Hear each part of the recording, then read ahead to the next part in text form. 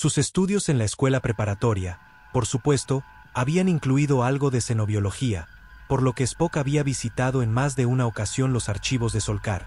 Pero paradójicamente, solo ahora, a unos cientos de años luz de distancia de su ciudad natal de Sicár, en Vulcano, realmente podía apreciar la gran cantidad de información que el gran explorador había reunido.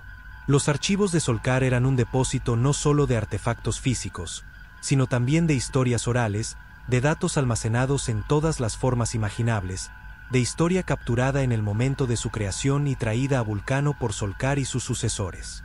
Spock había descubierto la mención inicial de un Tayyid en una serie de narraciones semimitológicas recopiladas por el propio Solcar, mientras el explorador cumplía lo que aparentemente era un periodo de cautiverio de 6 meses bastante indoloro a manos de piratas Seraiens.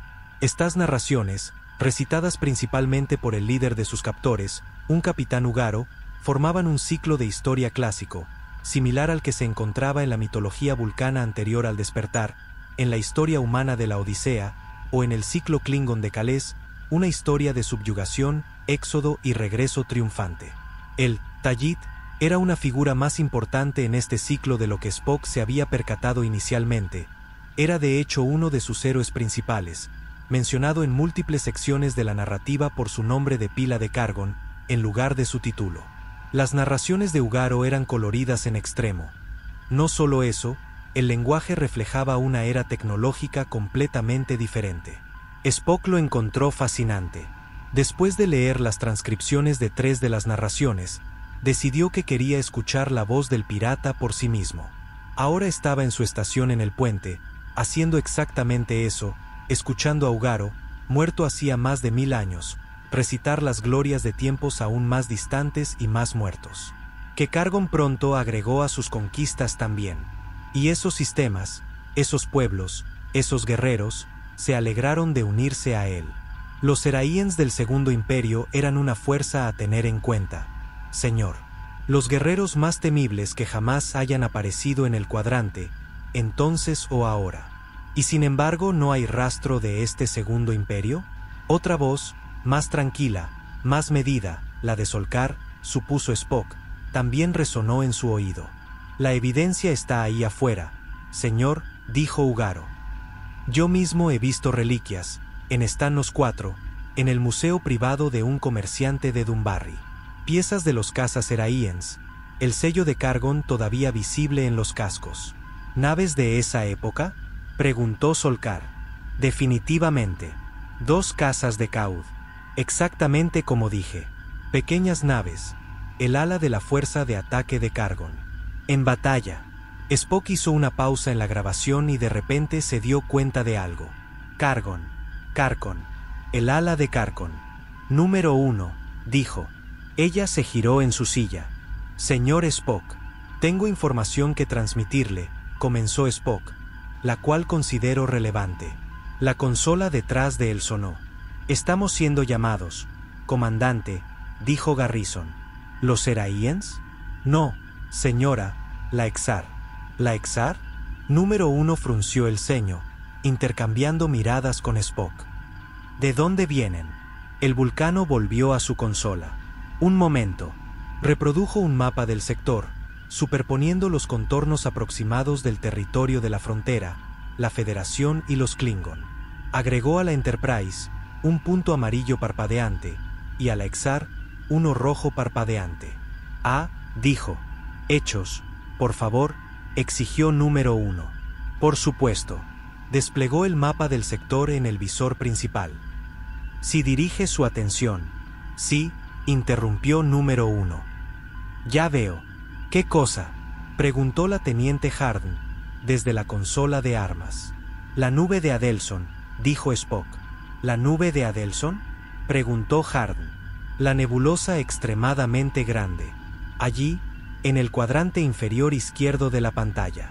Está bien, dijo Harden. La veo. ¿Y? Es donde se estaba ocultando la Exar. ¿Dentro de la nebulosa? Precisamente, teniente. ¿O habríamos detectado su presencia con anterioridad? Número 1 sacudió la cabeza. Eso no es bueno. No es bueno en absoluto. Estoy de acuerdo, dijo Spock. Harden frunció el ceño. ¿Por qué no es bueno? La táctica Klingon favorita. Reunir su flota dentro de una nebulosa, dijo número 1. Eso es lo que hicieron en Gorengar también. ¿Cree que hay más naves escondidas allí? Ciertamente, dijo Spock. Los Klingons sin duda han igualado nuestras estrategias. Están formando una fuerza de ataque. Los ojos de Harden brillaron. Presionó un botón en la consola. Puente al control de torpedos. Estén listos. Descarten esa orden, espetó número 1. ¿Señora?, preguntó Harden. Todavía no estamos en guerra, teniente. La comandante hizo un gesto a Garrison. Hablaremos primero. Descubramos qué es lo que quieren. El curso prudente es levantar escudos, dijo Harden. Por lo menos. Si nosotros. No hará nada sin mi orden expresa, teniente. Número 1 se acomodó en la silla de mando. Harden asintió, apretando los labios, cuando el mapa del sector desapareció del visor principal y apareció la transmisión de la Exar. Pero la figura que apareció en pantalla no fue, para sorpresa de Spock, Kritos.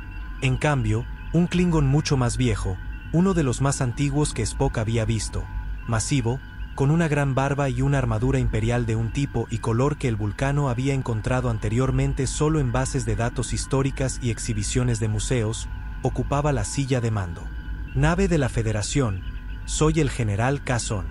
Ha cruzado la frontera y está en clara violación de Gorengar. Retírese de inmediato o enfrente las consecuencias. El rostro de número 1 permaneció impasible. General, soy la primera oficial de la USS Enterprise. Sus sensores están equivocados. Según cualquier lectura del mapa del sector, estamos en territorio de la Federación. Kazon resopló. Me refiero a su lanzadera, que nuestros sensores detectaron viajando a territorio Klingon. La frontera es territorio neutral, general, y la lanzadera estaba respondiendo a una emergencia médica. Según los términos de Gorengar. Han sido advertidos, Enterprise. Eso sucede una sola y única vez. Los Klingon no luchan con las palabras. Kazon chasqueó los dedos y la pantalla se oscureció. Encantador. El jefe Pitcairn sacudió la cabeza. Nunca pensé que lo diría, pero realmente extraño a Kritos. ¿Alguien sabe algo de este Kazon? ¿Quién es él?, preguntó número 1. No, dijo Spock. No, intervino Harden. Comprobaré los registros ahora, dijo Colt desde su estación al otro lado del puente. Entonces, ¿qué pasó con Kritos?, preguntó Garrison. Supongo que esa pregunta es retórica. Número 1 se levantó de la silla de mando. Por supuesto que sí, dijo Spock. Obviamente, ha sido reemplazado. Una ocurrencia bastante común en el Imperio. Y, sin embargo, que sea en este momento invita a la especulación. Número 1 asintió, juntando las manos detrás de la espalda mientras miraba al visor principal, que ahora mostraba el campo estelar circundante una vez más. En efecto, este momento, dijo Harden. ¿Por estar tan cerca del ataque a la base estelar 18? Precisamente, dijo Spock. El alto mando reemplazó a Kritos, porque querían que supiéramos que no aprobaban sus acciones, dijo número 1. Esa es una posibilidad, dijo Spock. Asume así la participación de la Exar en el ataque, de lo cual no tenemos evidencia. Kritos es el oficial superior en este sector. Lo era, mejor dicho. Número 1 se volvió hacia Colt. ¿A la bardera? Los datos sobre el general Kazon están llegando ahora, respondió Colt. Descendiente de una de las grandes casas del Imperio. Experiencia de combate significativa, luchó contra los Dourami en K2V, contra los andorianos en Pelar, apodado, la voz de Colt se apagó, sacudió su cabeza. El carnicero de Pelar. La traducción no es exacta, pero uno puede inferir un significado de la aproximación, dijo número 1. Gracias, a la bardera. Poniendo a alguien como Kazon al mando, no me parece que estén interesados en enmendar las cosas, dijo Harden. A menos que deseen negociar desde una posición de fuerza, señaló Spock. Los escenarios son múltiples, dijo número 1. Y también las posibilidades. En cualquier caso, Kritos se ha ido. El capitán querrá saberlo, dijo Spock. Pike y los Klingon habían hablado en numerosas ocasiones desde que la Enterprise ingresara al sector. Se había desarrollado, a juzgar por el tono del capitán cuando hablaba de Kritos, un respeto a regañadientes. El capitán querrá saberlo, coincidió número 1. ¿S.R. Garrison? El teniente asintió, abriendo un canal. ¡Qué inusual exhibición, señor! Muy inusual. Otto, sentada en los cojines justo detrás de él, se inclinó hacia adelante y le susurró al oído a Pike. No debería haberse molestado.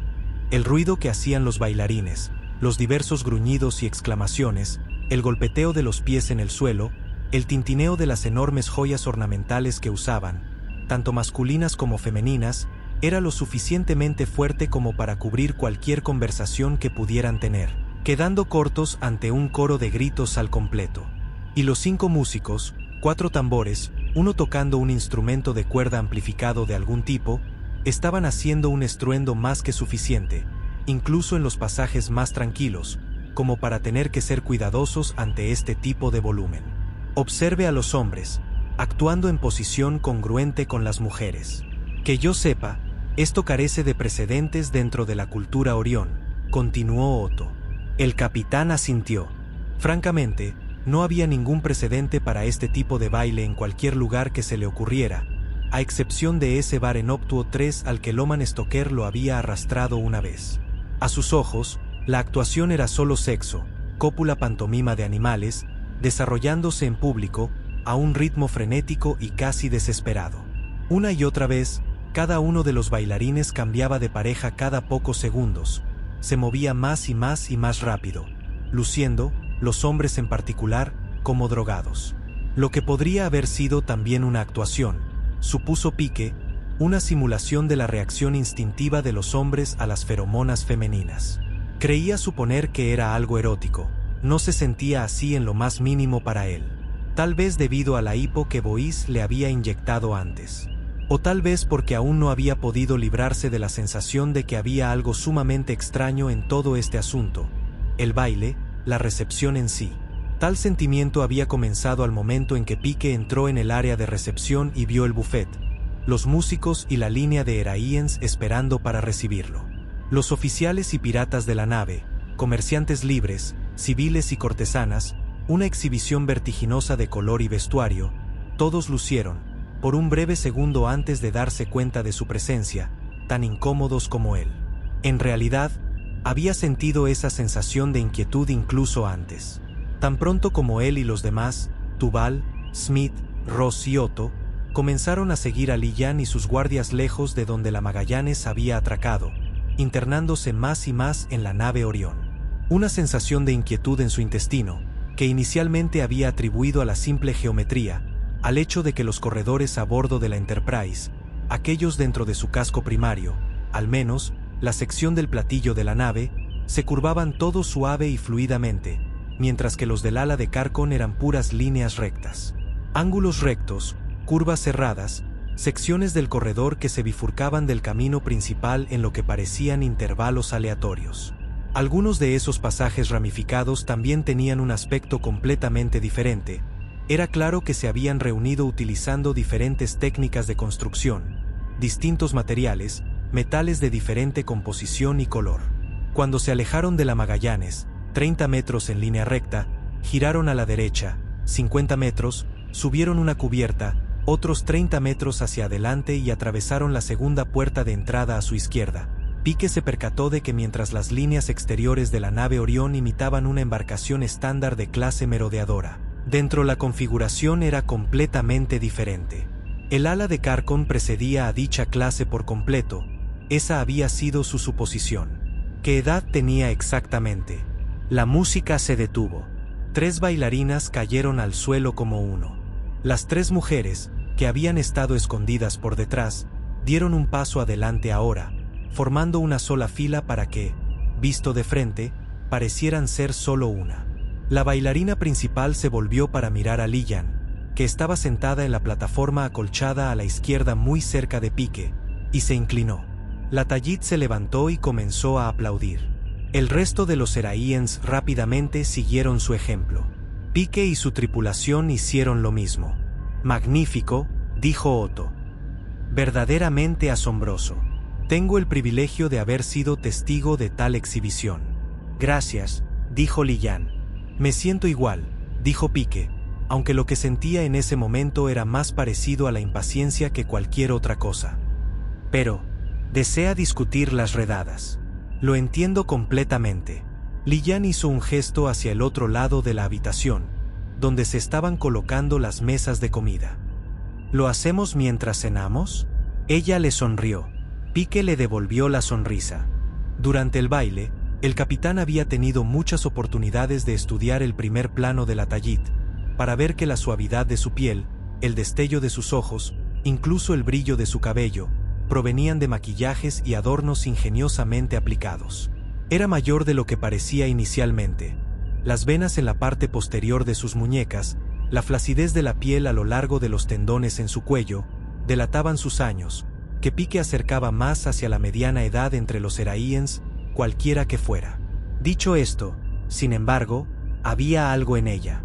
«Es mejor conversar con el estómago lleno», respondió él, y se puso a su lado. Su gente lo siguió justo por detrás. Al menos Tubal, Ross y Smith, por lo que pudo ver Pike por el rabillo del ojo. Oyó que Otto seguía hablando, su voz se desvanecía, sonaba como si charlara con uno de los bailarines, mientras cruzaban la habitación. «Estas incursiones de los Klingon», dijo Pike. «¿Cuántas ha habido?» «Que yo sepa», Liyan frunció los labios, media docena. ¿Y fueron precedidas por alguna comunicación del Imperio?» «No. Ninguna demanda, ninguna razón. Pero es obvio», espetó Liyan. «Desean nuestro territorio, nuestros recursos, para gobernar y explotar a nuestra gente. Tiene que haber algo más», dijo Pike. «No hay nada», dijo Liyan. Ella dejó de caminar, de forma repentina. Pike levantó la vista y vio el porqué. Gurgi se erguía ante a ellos, bloqueándoles el paso. «Debo hablar con usted, Tayit. Estoy ocupada.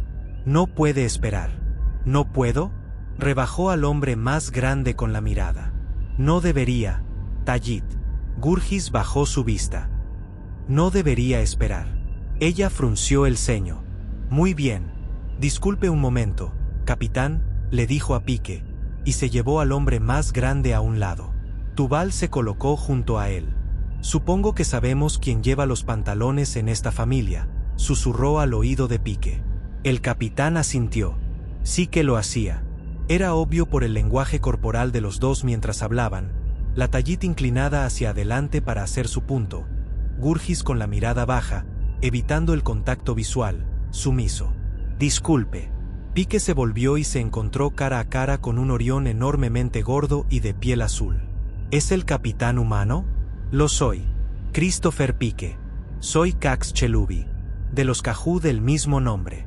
El hombre se inclinó y luego volvió a levantar la cabeza. «¿O no era un hombre?», se preguntó Pike.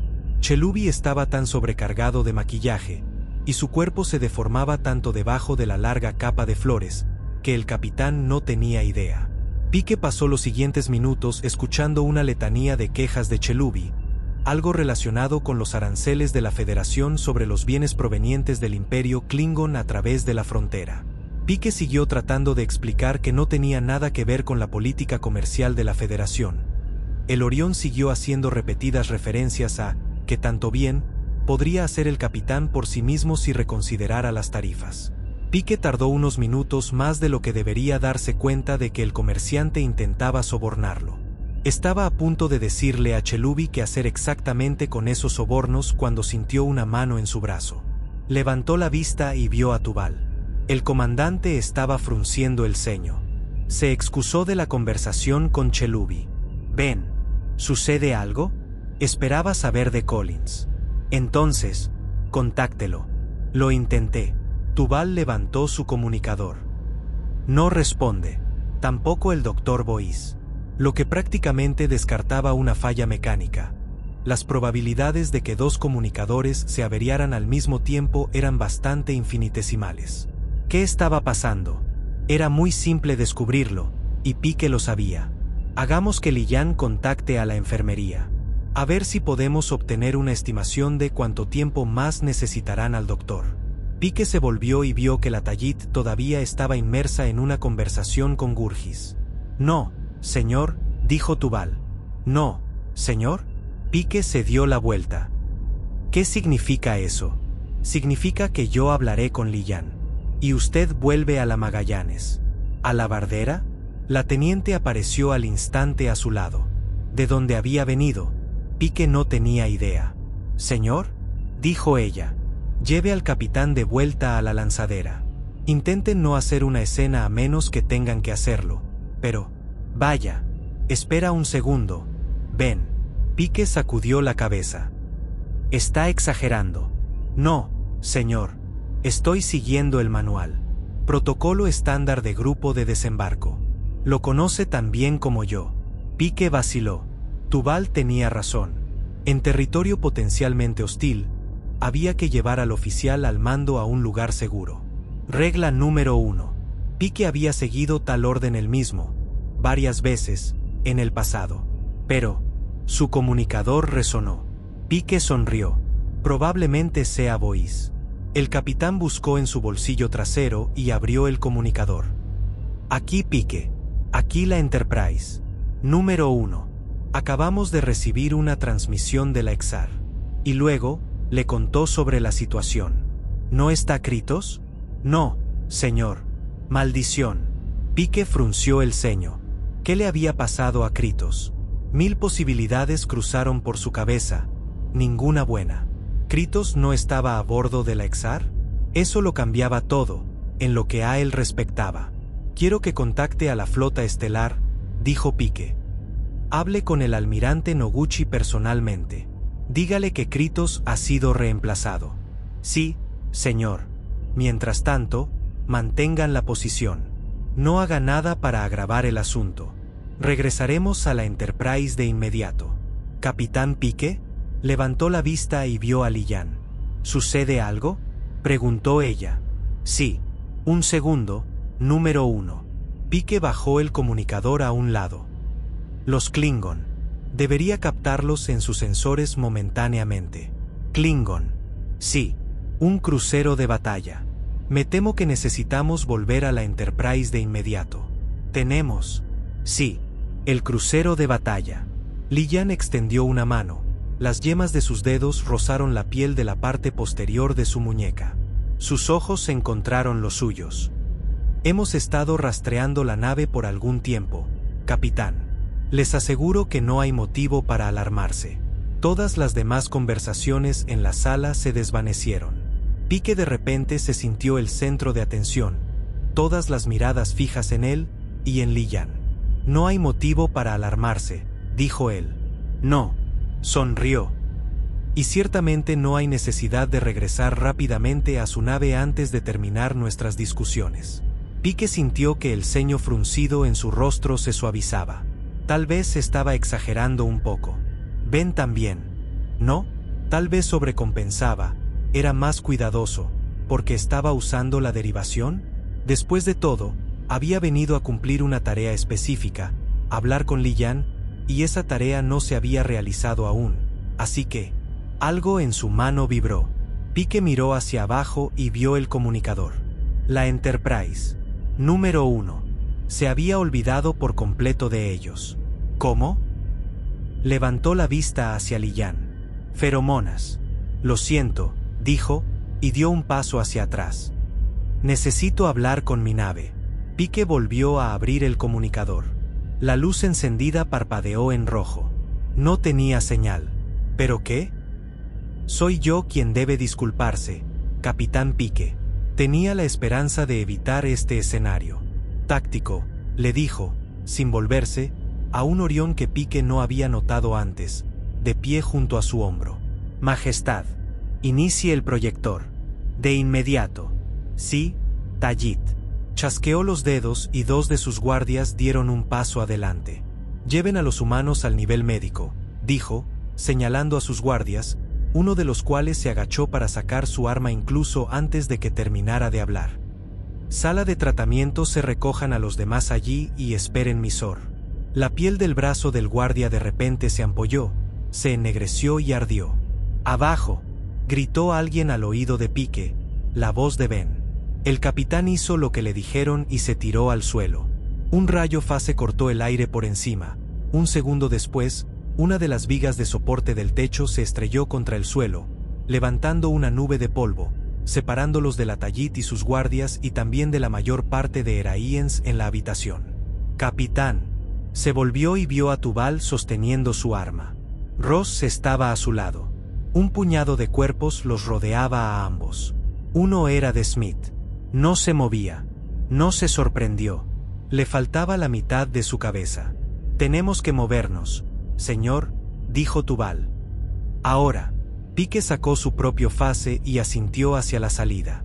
«A la Magallanes», dijo. «Vámonos».